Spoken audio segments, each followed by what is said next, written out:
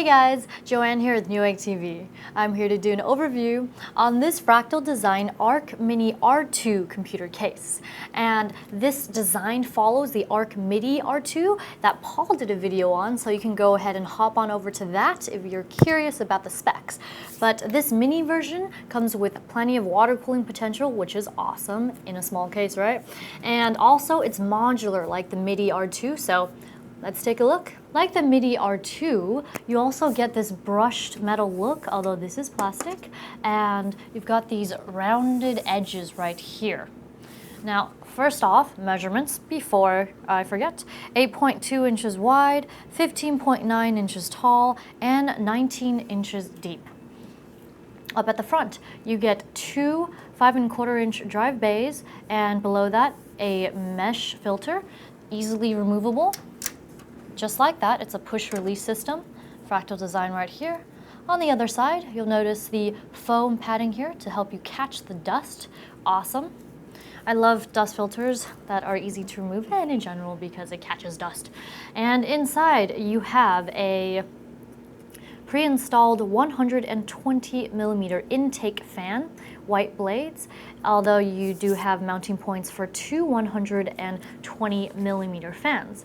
Now I'm gonna go ahead and remove the front bezel right here. It is not that difficult.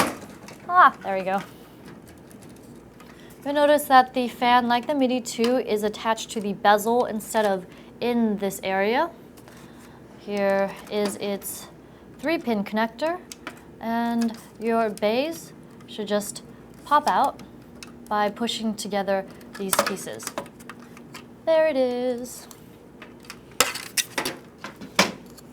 And in this area, you'll notice your two drive cages. They are modular.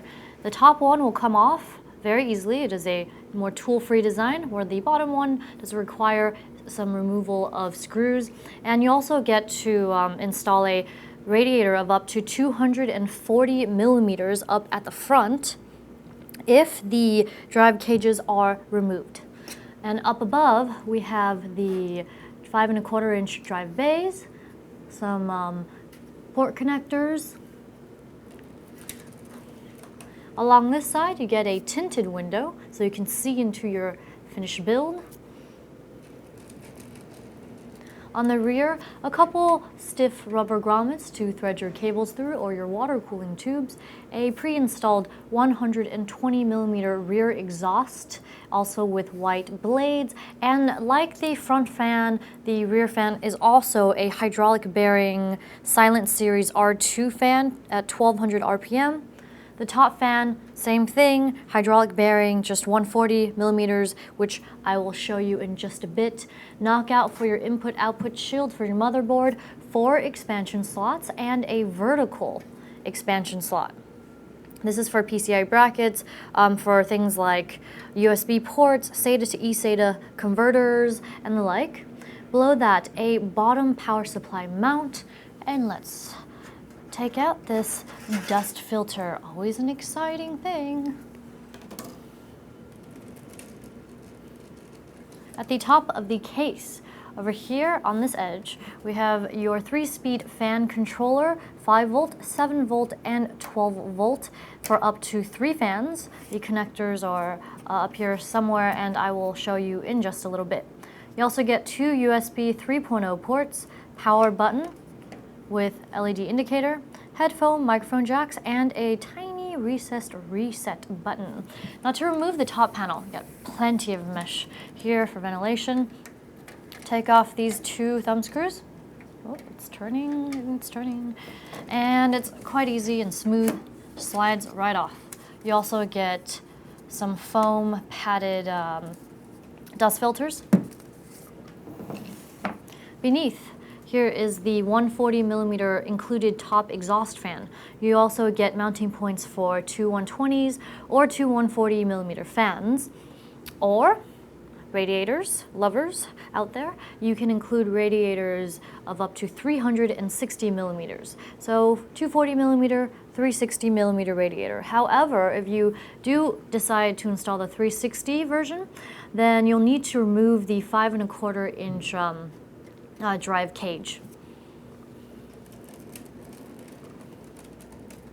Down at the bottom, you have some raised feet to improve airflow, as well as this, I believe is, yeah, thick rubberized feet to help noise reduction and vibration reduction. Also in this area, this is where the dust filter was. Some honeycomb ventilation for where your power supply sits, and a mount for a 120 millimeter fan at the bottom. Now, of course, you could also install radiators, like a 120 millimeter radiator here at the bottom, or 120 in the back. Here's a look at the right side of the case. Just going to remove these two thumb screws. Oh dear, it has fallen, but it is not lost. Now, removing the panel, it's very easy, just slides right off, very smooth, good sturdy material, doesn't really flex. And on the inside, you'll notice a large cutout for your aftermarket heatsink, rolled edges as well, plenty of rubber grommets to organize your cables, and two SSD mounts here.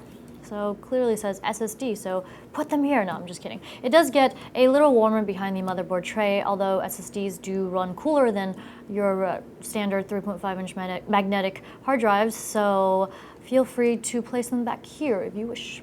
And here's a look at your drive cages.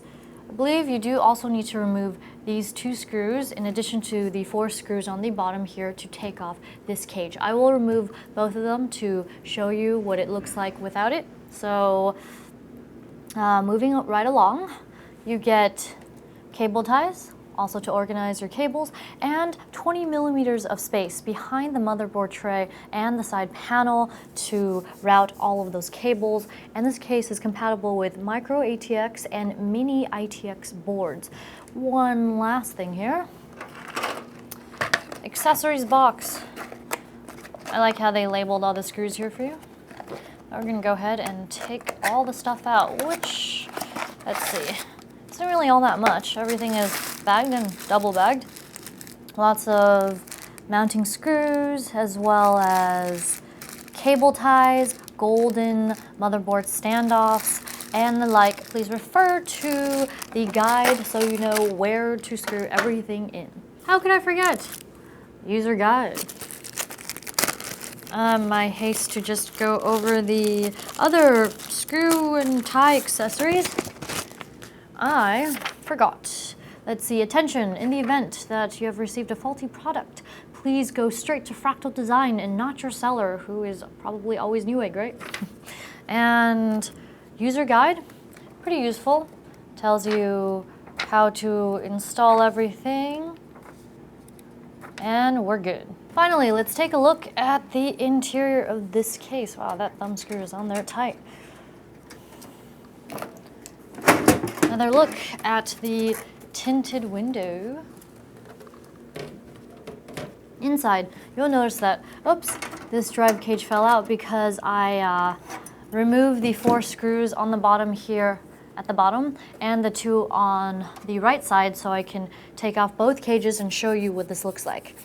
But I'll just start here anyway. So you get your 5¼ inch drive bay, as well as your 2 hard drives housing 3 3.5-inch as well as 2.5-inch drive trays. Oh, and they also come with these rubber pieces here to help reduce vibration. And sturdy metal.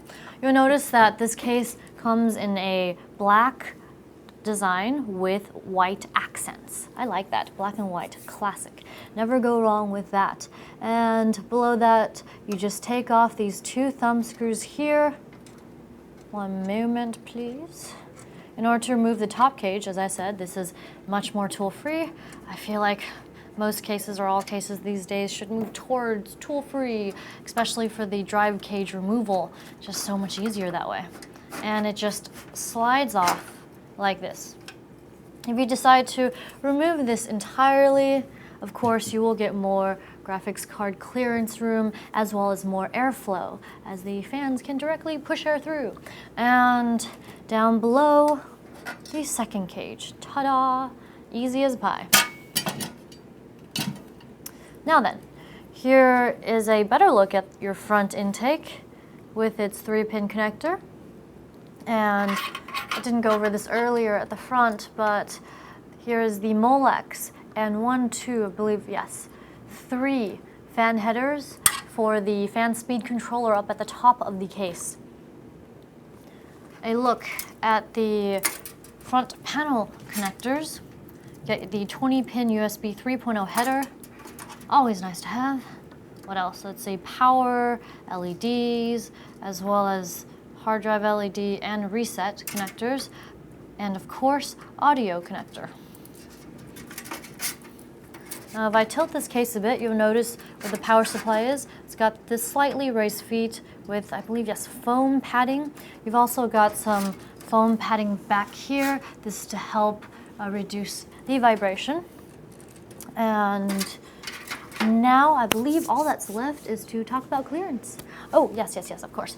3-pin connector for rear exhaust and 3-pin connector for top exhaust. Now for the top 140, forgot to mention that it comes with a 1000 RPM fan, whereas the rear and the front are 1200 RPM. Now finally, for some clearance specs. So for the power supply, you can include a power supply of 170 millimeters long or 6.6 inches, whichever you like. I prefer to give you both measurements depending on where you are in the world. That is with the bottom fan mounted. Now without a bottom fan, it is 220 millimeters or 8.6 inches. Now for graphics card, it is 260 millimeters or 10.2 inches with the top cage installed, bottom top, and 400 millimeters or 15.7 inches without the top cage. Finally, for a look at the CPU cooler height clearance, it is 165 millimeters or 6.4 inches. That wraps up our overview on this Fractal Design Arc Mini R2 computer case. I'm Joanne, and if you enjoyed this video, be sure to subscribe to our Newegg YouTube channel. Thanks for watching Newegg TV, and we'll see you next time.